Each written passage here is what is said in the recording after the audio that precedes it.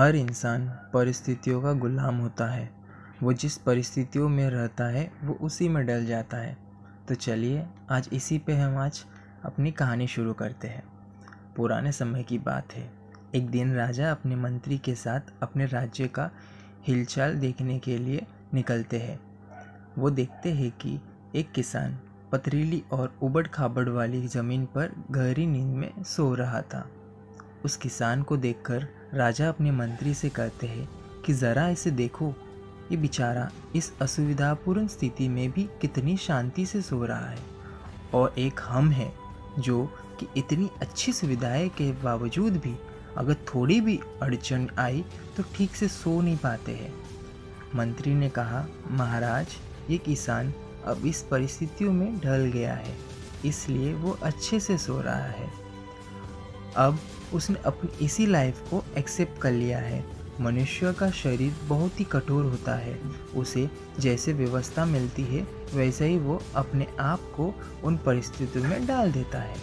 राजा ने अपने मंत्री को कहा कि मुझे ये बात सच नहीं लगती। राजा ने कहा कि हमें इसकी परीक्षा लेनी होगी।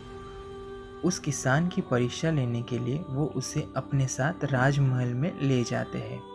यहाँ पर राजमहल में उसके लिए हर तरह की सुख सुविधा की व्यवस्था की जाती है। उस किसान को बहुत ही अच्छा नरम बिस्तर सोने के लिए देते हैं।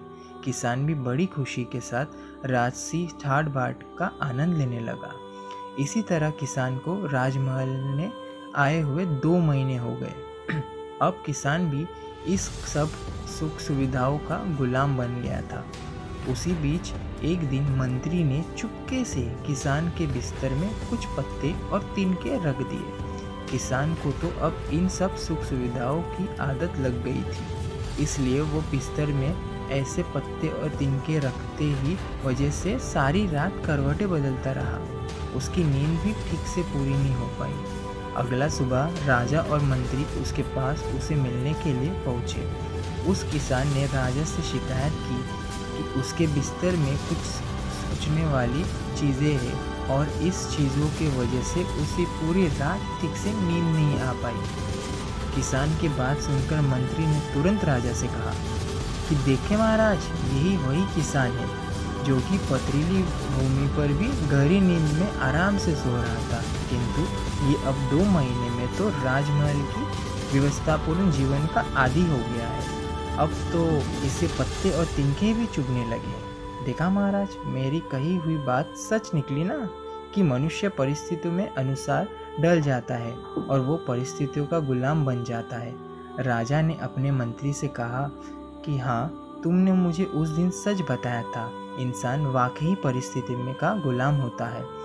हमें इस कहानी से ये सीख मिलता है कि हमें अपने शरीर को ज़्यादा सुख सुविधाओं का आदी नहीं बनना चाहिए, क्योंकि हम वैसे ही बन जाते हैं जैसे हमने अपने आप को बनाया होता है।